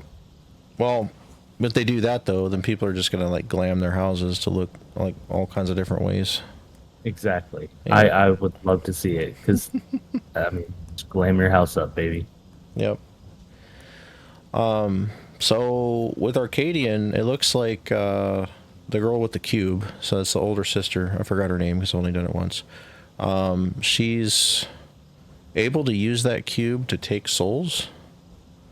Am I wrong or right on that? I kind of forgot. I'm rusty on. But she's like, yeah, just let me, no big deal. Just let me have your soul. And you fight her, and she fuses with the Ixion.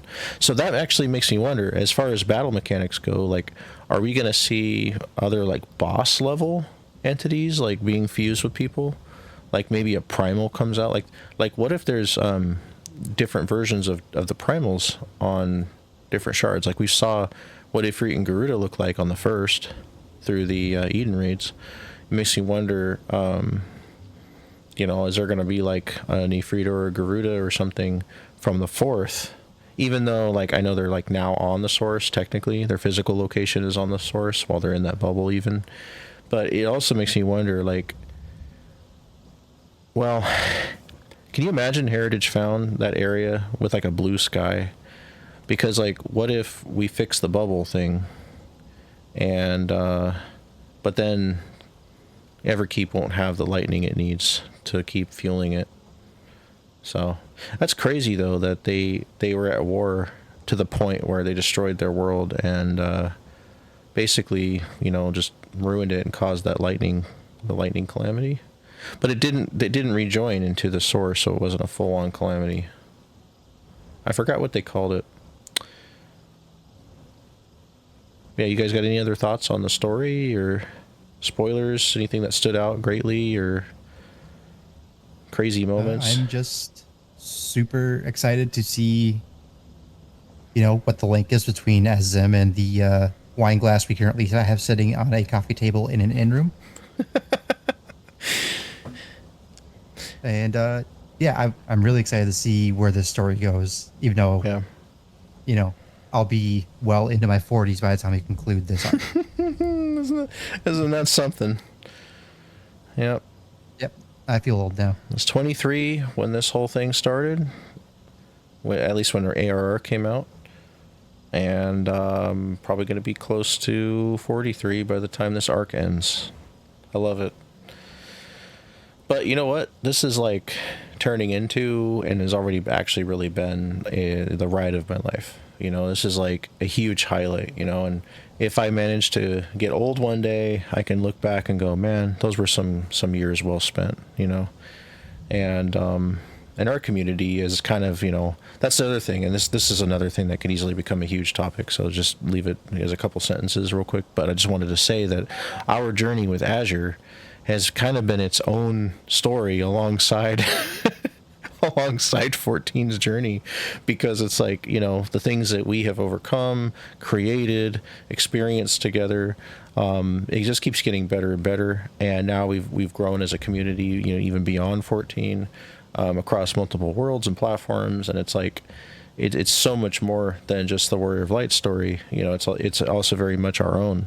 And I love it. Like, it's a wild, awesome ride that I'm here for the whole way through, to see through to the end and even beyond. So I'm enjoying the heck out of it, and the fact that the story itself, the actual MSQ for the game, is taking the direction that it's taking is even more exciting. And it just feels awesome. Like, everything about it feels awesome.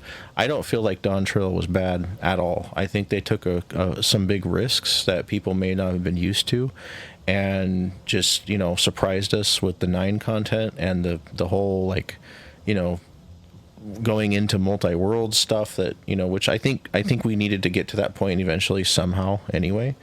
And then just also the fact that they needed to cover what was in the New World. Like, we've heard about the New World all this time.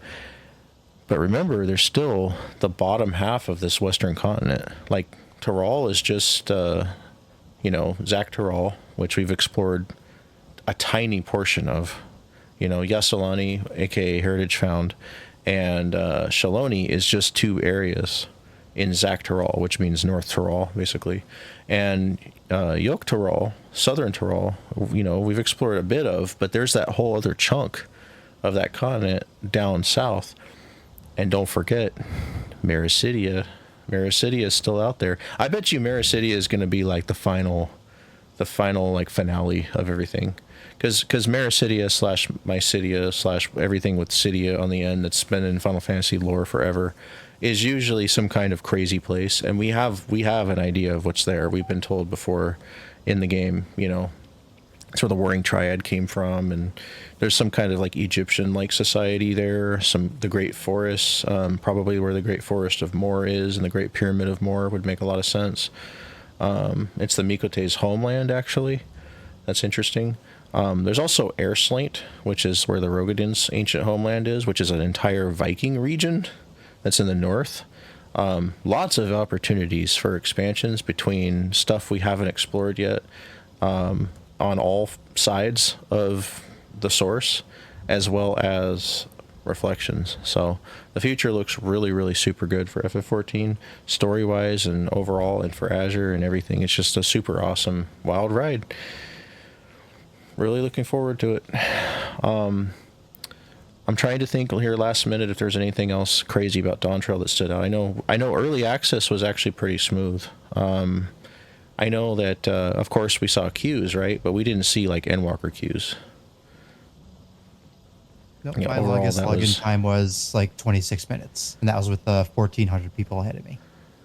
Yeah, that's still better than Endwalker, and that was only like that. It was only that high for a little bit, right? Like, I think after we got through the first like weekend, it started slowing down or getting quicker to log in, pretty tremendously.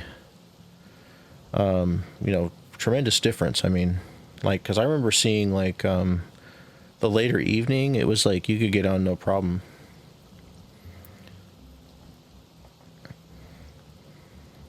Yeah, the queues didn't last long at all. Yeah. And they were super bearable compared to the last couple. What do you think the first tribe quest or society quest is going to be? Hanu. You think it's going to be the Hanu? I think it's going to be the Hanu, yeah. Oh, okay. That's a good. That's It'll a be the good Hanu thought. as crafters and the Yuktal as battle class. Yep. What Don't about? you dare make that joke about that stupid lady. Huh? Oh, you're talking about the giants. Yes. The I don't even know what do you call them? Are they called like Yakhui or Hui or They're Yaktol. Yaktol. Yeah, so I think Toll? Yep. TOL. I think you're spot on with that, Defensor, because I think what's going to happen is you're going to get in good with the giants that absolutely hate you, and that's going to be your first tribe quest. Is they're going to allow you in, and then you're going to be able to go into that kind of stuff. That's what I'm hoping, because they seem to be the more offensive style of the giants, Yep. the Gigas, if you will. I thought so. Where's the Yak Toll at? Are they also in Urkapacha or? They are at. Unless you're trying to make me say certain things that I don't want to say. What? He doesn't know how to pronounce things.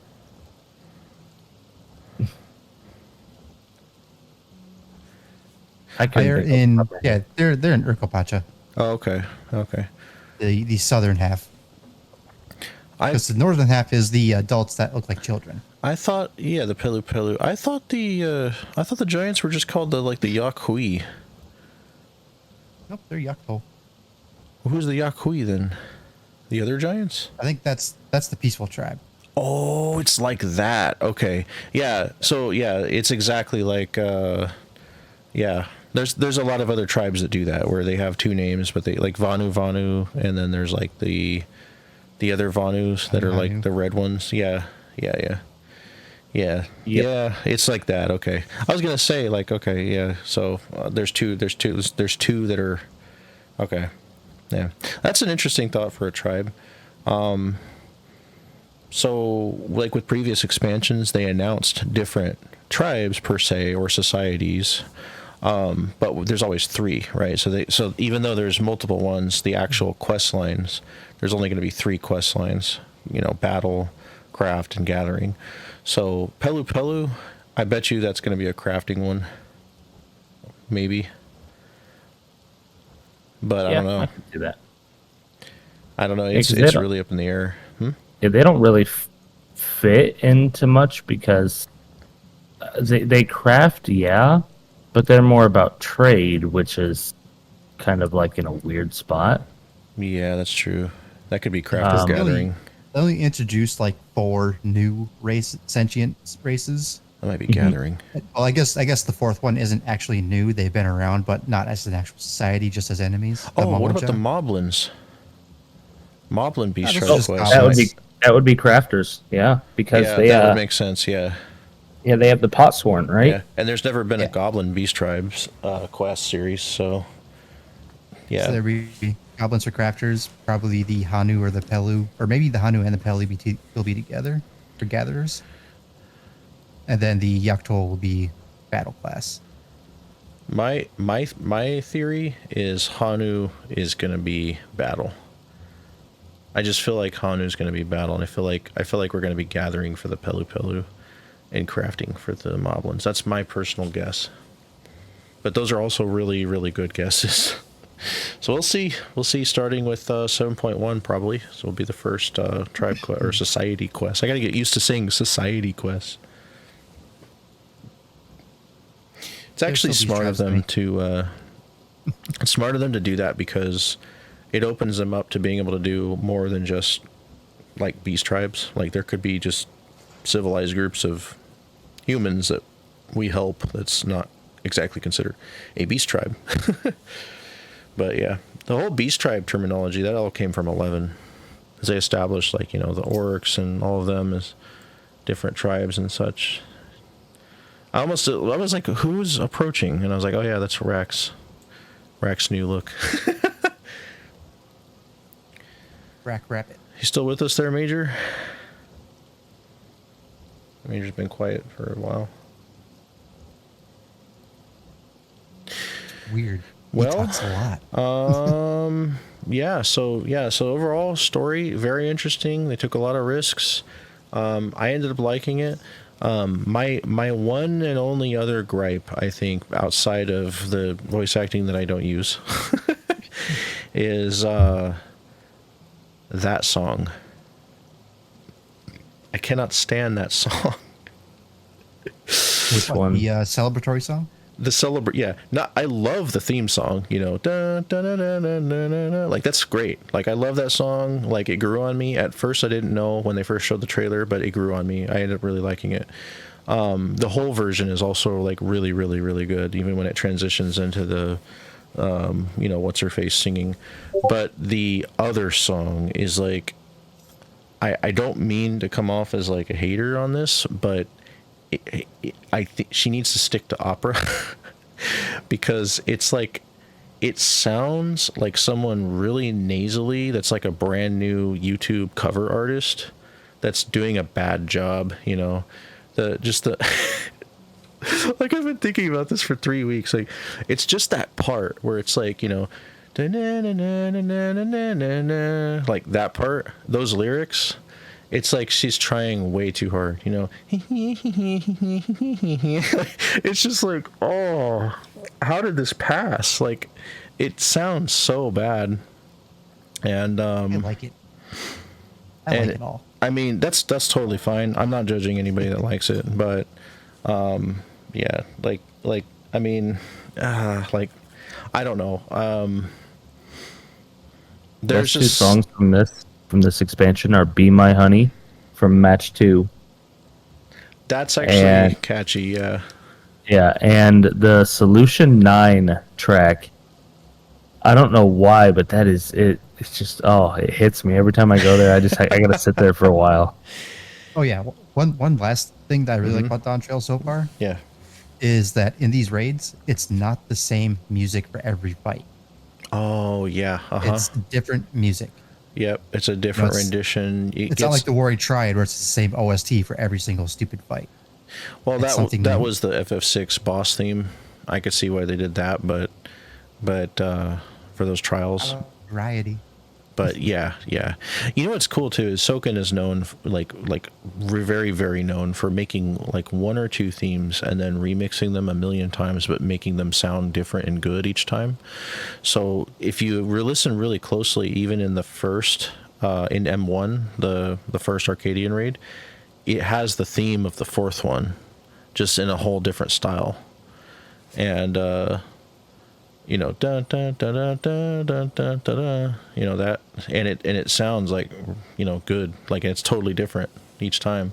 But yeah, the Be My Honey one, that one, it will infest your ears and live there. Like I cannot get that song out of my freaking head for like 2 days, and the third one doesn't really like stand out. The third M3 doesn't like stand out like the others do, but in my opinion.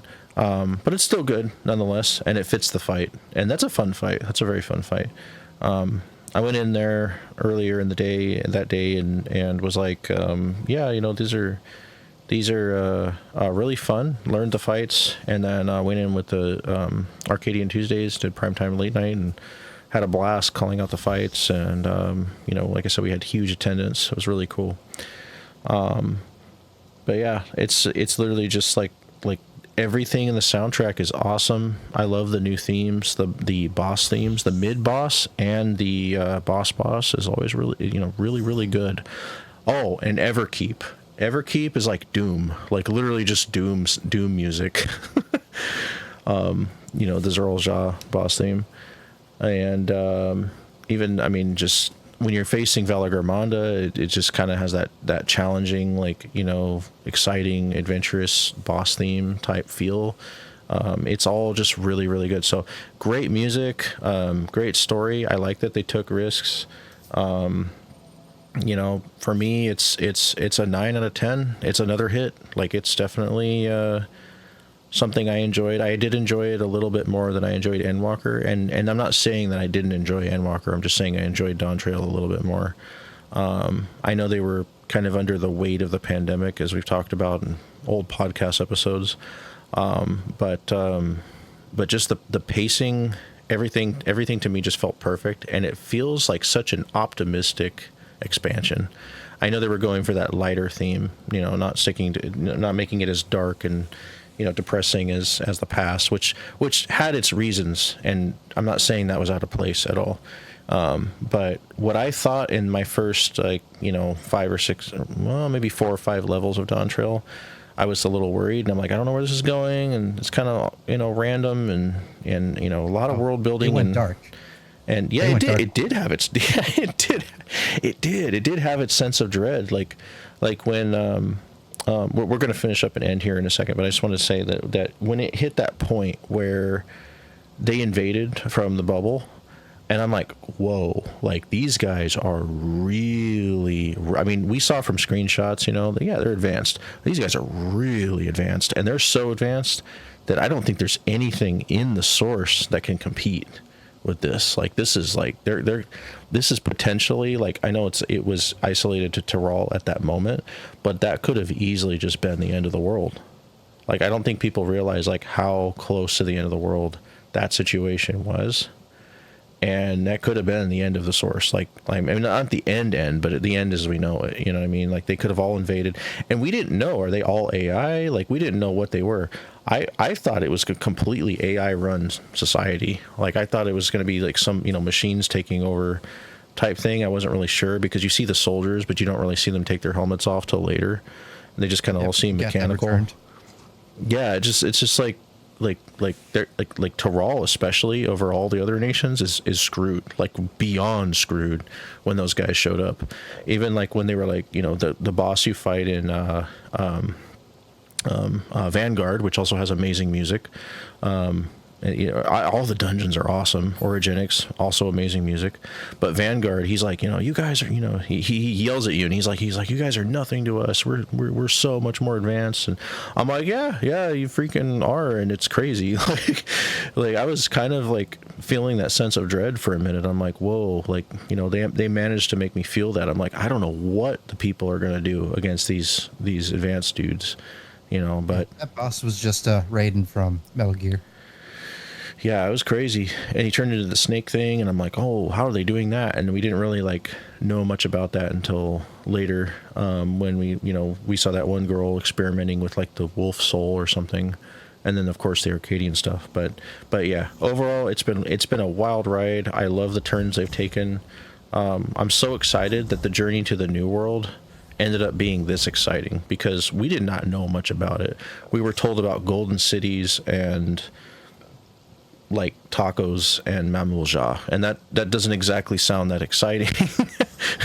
That's the only thing we knew for years. Obviously the golden city thing was just a myth, but based on what we found in Skydeep Cenote or whatever. But yeah, wow, like absolutely amazing journey. I felt like I went on a full like adventure and came back, and just it's been living in my mind for days, like how awesome the experience was, and I really, really loved it. And my experience was pretty good. As for Azure, like we went into it very smoothly. We've had extremely high activity. Everything's been extremely positive. The FC's been in an amazing state. It's been a long time since I've been able to say that we've been at a point where everybody and everything in the community overall across the board is so cohesive and active and friendly and welcoming, to the degree that I always hoped for. And I'm very proud of that, and where we are with our teams right now, the teams we've built, the people we've recruited, those who've stepped up, longtime members that have, kind of come out of their shells and things like that. It's just been really, really nice overall. So celebrating this new turn of story and expansion and turn of the game alongside our community, having a huge jump in growth this year, like massive jump, especially starting from the beginning of the year going forward, massive jump in growth, innovation, just things that we've worked on together, so much that we've, just accomplished here. Our whole Ascension project and everything, it's just all turned out wonderful. It's been a miraculous miraculous step up. And and I want to thank our members, our support team, and our leadership teams for just always being so awesome. We have little to no issues, and it's like just been a really fun experience. We've had no huge like spoiler problems or anything like that. We've been having our spoiler thing policy posted daily. People have been really respectful, and yeah, it's been great. It's been Dawn Trail overall has just been an amazing time period to experience with you all.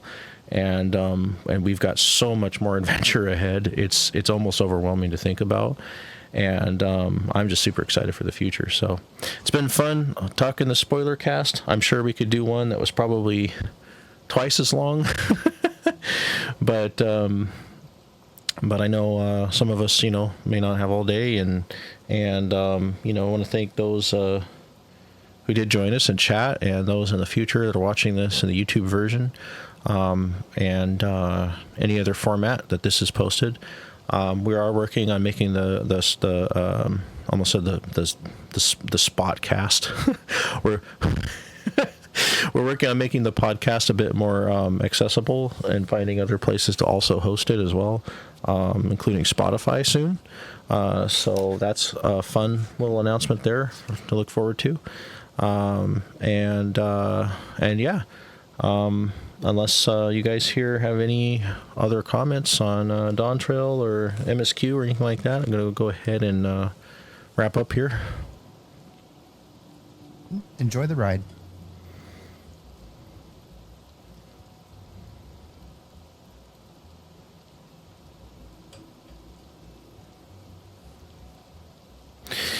Alrighty.